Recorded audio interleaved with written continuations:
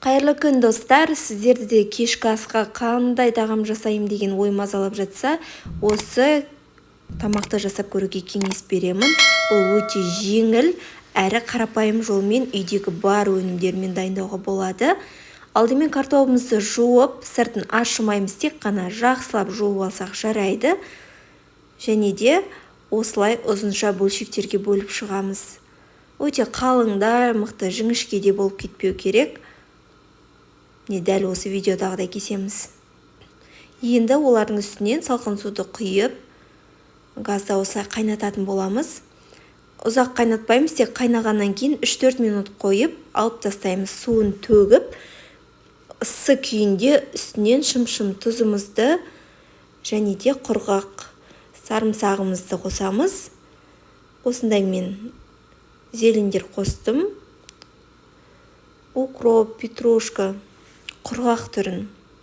Және де тәтті қызыл бұрыш қостым. Енді үстіне сұйық майымызды құйып, жақсылап араластыратын боламыз. Пешімізді алдын ала қыздырып дайындап қоямыз. Енді бұларды пергамент қағазын төсеп, осылай барлығын орналастырып, пешімізге 25-30 минутқа қалдырамыз. Біздің картопымыз пісіп дайын болғанға дейін осылай сіздерде ет болса ет қолдануыңызға болады. Мен тауық етін пайдаландым.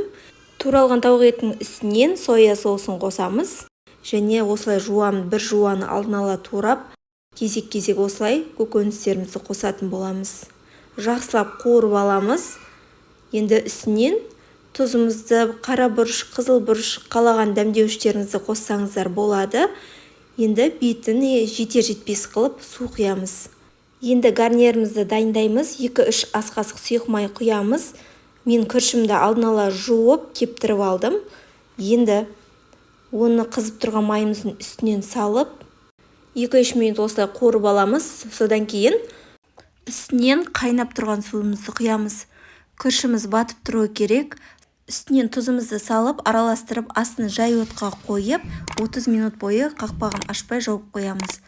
Міне бізде гарнирімізді, картопымыз да пісіп дайын болды. Ас болсын.